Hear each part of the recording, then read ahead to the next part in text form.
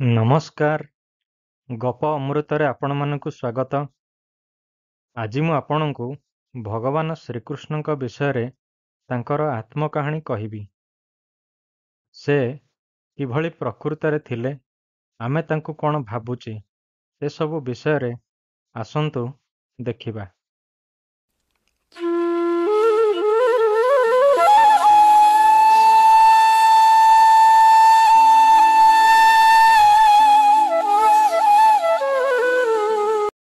ମୁଁ ଶ୍ରୀକୃଷ୍ଣ କହୁଛି, ଯାହାକୁ ଆପଣମାନେ ଭଗବାନର ଆଖ୍ୟା ଦେଇଛନ୍ତି। ଦ୍ୱାପର ଯୁଗରେ ମୁଁ ଯେଉଁ ଜନ୍ମ ନେଇଥିଲି, ସେହି ଜନ୍ମରେ ଆପଣମାନେ ଭାବୁଥିବେ ମୋ ପାଖରେ ଧନ, ଜନ, ଗୋପ, ଲକ୍ଷ୍ମୀ ସବୁ କିଛି ଥିଲା। ହାତରେ ସୁଦର୍ଶନ ଚକ୍ର ଥିଲା, ଯାହାଦ୍ୱାରା ମୁଁ କାହାର ବି ବିନାଶ କରିପାରୁଥିଲି। ହାତରେ ବଂଶୀ ଥିଲା, ଯେଉଁ ବଂଶୀର ଧ୍ୱନି ଶୁଣି ସମସ୍ତେ, ସାରା ବ୍ରହ୍ମାଣ୍ଡ, ସାରା ସୃଷ୍ଟି ନାଚି ଉଠୁଥିଲା। ଏଭଳି ଧାରଣା ଆପଣମାନଙ୍କ ମନରେ ଥିବ। କିନ୍ତୁ ପ୍ରକୃତରେ ମୋ ଜୀବନରେ ମୁଁ ସବୁବେଳେ ଏକା ରହିଆସିଛି। ଏକା ଥିଲି, ଏକା ଅଛି, ଆଉ ଆଗକୁ ଏକା ହିଁ ରହିବି। ଥରେ ଭାବି ଦେଖନ୍ତୁ,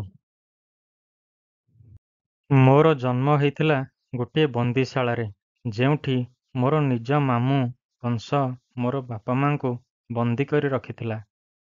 ଜନ୍ମ ହେଇଥିଲି ସତ, କିନ୍ତୁ ଦିବ୍ୟତ୍ୱ ହେତୁ ସବୁ କିଛି ଜାଣିପାରୁଥିଲି। କିନ୍ତୁ ସେମାନଙ୍କୁ ମୁଁ ବନ୍ଦୀ ଜୀବନରୁ ମୁକୁଳେଇ ପାରି ନଥିଲି। ବହୁତ କଷ୍ଟରେ ମୋ ବାପା ମୋତେ ନଦୀ ପାରି ହେଇ ଆଣି ଗୋକୁଳରେ ଛାଡ଼ି ଦେଇଥିଲେ। ବାପା ମାଙ୍କଠାରୁ ଅନେକ ବର୍ଷ ଦୂରେଇ ହୋଇ ରହିଲି। ଟିକିଏ ଆଭାସ ପାଇବା ମାତ୍ରେ ମୋତେ ମାରିବା ପାଇଁ ମୋର ମାମୁଁ ବିଭିନ୍ନ ଷଡ଼ଯନ୍ତ୍ର କରିଥିଲେ। ପୂତନା, ତୃଣାବର୍ତ୍ତ, ବକାସୁର, କାଳିଅ ଏଭଳି ଅନେକ ରାକ୍ଷସଙ୍କୁ ପଠାଇଥିଲେ ଗୋପପୁରରେ ମୋତେ ମାରିବା ପାଇଁ। ନିଜର ଶକ୍ତି ଯୋଗୁଁ ମୁଁ ରକ୍ଷା ପାଇଯାଇଥିଲି ସତ, କିନ୍ତୁ ଥରେ ଚିନ୍ତା କରନ୍ତୁ, ମୋ ଯୋଗୁଁ ଅନେକ ଗୋପୀମାନଙ୍କର ମୃତ୍ୟୁ ହୋଇଥିଲା। ମୋ ବୟସର ଛୋଟ ଛୋଟ ପିଲାମାନଙ୍କୁ କଂସ ମାରି ଦେଇଥିଲା। ଶେଷରେ ଦେବରାଜ ଇନ୍ଦ୍ର ମଧ୍ୟ ମୋତେ ସନ୍ଦେହ କରିଥିଲେ, ମୋର ପ୍ରଭୁତ୍ୱ ଉପରେ ସନ୍ଦେହ କରିଥିଲେ ଏବଂ ନିଜର ବଜ୍ରାଘାତ ଦ୍ୱାରା ସମ୍ପୂର୍ଣ୍ଣ ଗୋପପୁରକୁ ପାଣିରେ ବୁଡ଼େଇ ଦେବାକୁ ବସିଥିଲେ। ମୁଁ ନିଜର କାଣି ଆଙ୍ଗୁଠି ଦ୍ୱାରା ଗୋବର୍ଦ୍ଧନକୁ ଟେକି ଧରି ସମସ୍ତଙ୍କୁ ରକ୍ଷା କରିଥିଲି, କିନ୍ତୁ ଗୋପପୁରରେ ଅନେକ ଧନଜୀବନ କ୍ଷୟକ୍ଷତି ହୋଇଯାଇଥିଲା। ସ୍ୱୟଂ ପରମପିତା ବ୍ରହ୍ମା ବି ମୋର ପ୍ରଭୁତ୍ୱ ଉପରେ ପ୍ରଶ୍ନ କରିଥିଲେ ଏବଂ ମୋର ଗୋପପୁରର ସାଥୀମାନଙ୍କୁ ବ୍ରହ୍ମଲୋକକୁ ଚୋରାଇ ନେଇଯାଇଥିଲେ। ମୁଁ ନିଜର ଶକ୍ତି ବଳରେ ସମସ୍ତଙ୍କୁ ପୁଣି ଥରେ ତିଆରି କରିଥିଲି, ହେଲେ ସେମାନଙ୍କର ବିରହ କିଛି ସମୟ ପାଇଁ ହଉ ପଛେ ମୋତେ ଆଘାତ ଦେଇଥିଲା। ରାସଲୀଳାକୁ ନେଇ ଅନେକ ଲୋକ ଆଜି ବି ମୋତେ ବହୁତ ପ୍ରକାରରେ ସନ୍ଦେହ କରନ୍ତି। ସେମାନେ ଜାଣିନାହାନ୍ତି ଯେ ମୁଁ ସେହି ଲୀଳା ଦ୍ୱାରା ଅନେକ ମୁନି, ଋଷି ଏବଂ ଭକ୍ତଗଣଙ୍କୁ ଉଦ୍ଧାର କରୁଥିଲି। କିନ୍ତୁ ବର୍ତ୍ତମାନ ସମାଜରେ ସେହି ଲୀଳା ପାଇଁ ମୁଁ ଅନେକ ପରିମାଣରେ ବଦନାମ ହୋଇଯାଇଛି। ମାମୁଁ କଂସ ପୁଣି ଥରେ ନୂତନ ଷଡ଼ଯନ୍ତ୍ର କରି ଅକ୍ରୂରଙ୍କୁ ପଠାଇ ଯେତେବେଳେ ଗୋପପୁରରୁ ମୋତେ ମଥୁରାକୁ ଡକେଇ ପଠାଇଥିଲା, ସେତେବେଳେ ମୋତେ ସମସ୍ତଙ୍କୁ ଛାଡ଼ିକି ଯିବାକୁ ପଡ଼ିଥିଲା। ଯେଉଁ ମା ଯଶୋଦା ମୋତେ ଏତେ ବର୍ଷ ଧରି ପାଳନ କରିଥିଲେ, ଯେଉଁ ରାଧାଙ୍କ ସହିତ ମୁଁ ମୋର ଜୀବନ ବିତେଇଥିଲି, ସମସ୍ତଙ୍କୁ, ସବୁ ଗୋପୀମାନଙ୍କୁ, ସାଙ୍ଗସାଥୀମାନଙ୍କୁ ଛାଡ଼ି ମୋତେ ଯିବାକୁ ପଡ଼ିଥିଲା ମଥୁରା, କେବଳ କର୍ତ୍ତବ୍ୟ ଦୃଷ୍ଟିରୁ।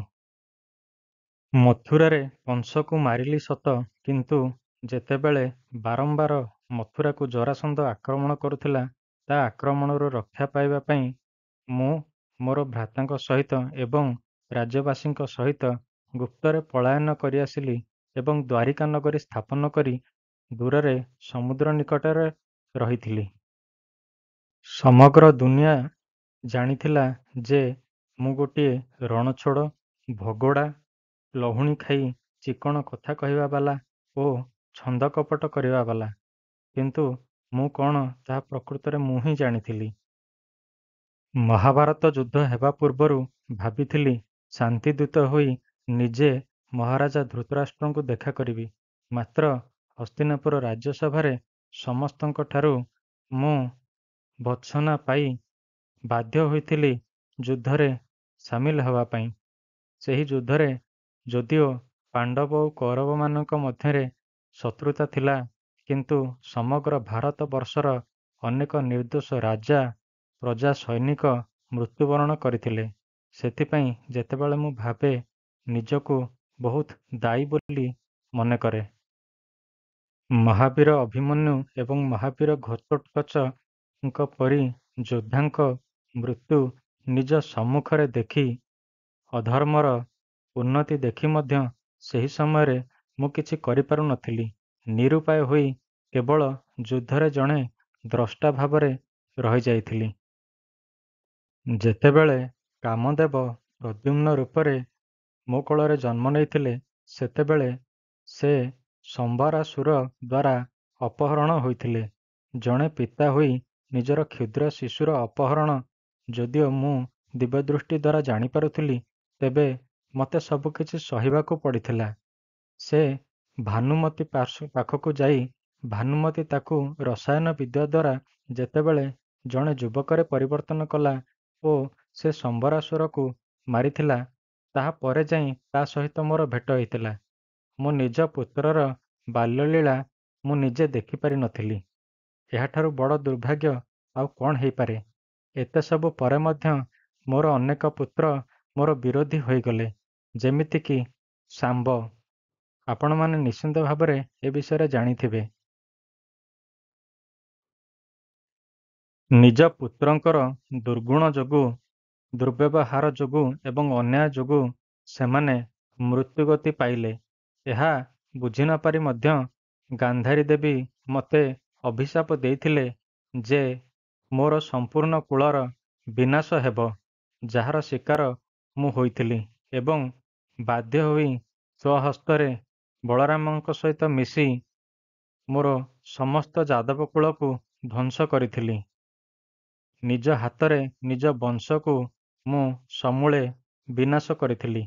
ଏହା ଗୋଟିଏ ସବୁଠାରୁ ବଡ଼ ଦୁଃଖର ବିଷୟ ଓ ଦୁର୍ଭାଗ୍ୟ ମଧ୍ୟ।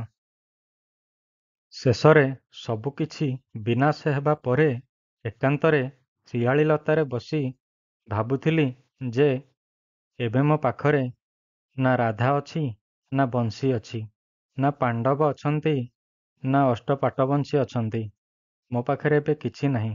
ସବୁକିଛି ଚାଲିଯାଇଛି। ମୁଁ ଏବେ ଏକା। ତଥାପି ପୂର୍ବଜନ୍ମର କର୍ମ ମୋର ପିଛା ଛାଡ଼ିଲା ନାହିଁ। ଯେଉଁ ସମୟରେ ଲୁଚି ରହି ବାଳିକୁ ବଧ କରିଥିଲି, ଏଇ ଜନ୍ମରେ ଜାରାଶବର ଦ୍ୱାରା ଶରାଘାତ ହୋଇ ମୃତ୍ୟୁକୁ ପ୍ରାପ୍ତ କଲି। ମୋର ଏହି ଏକାନ୍ତ ନିଆନଗା ହୃଦୟଟି ସମ୍ପୂର୍ଣ୍ଣ ରୂପେ ଜଳିଲା ନାହିଁ ଯେ ଏବେ ବି ଜଗନ୍ନାଥଙ୍କ ଶରୀର ଭିତରେ ରହି ଧକ୍ ଧକ୍ ଧକ୍ ଧକ୍ ହେଉଛି ଆଉ ଭକ୍ତମାନଙ୍କର ଦୁଃଖ ଦୁର୍ଦ୍ଦଶା ଶୁଣୁଛି। ଥରେ ଭାବି ଦେଖନ୍ତୁ ମୋ ମନର ଅବସ୍ଥା କିଭଳି ଥିବ। ମୁଁ ତ ଭଗବାନ, ଭକ୍ତମାନଙ୍କ କଥା ଶୁଣୁଛି, ହେଲେ ମୋ କଥା କିଏ ଶୁଣୁଛି?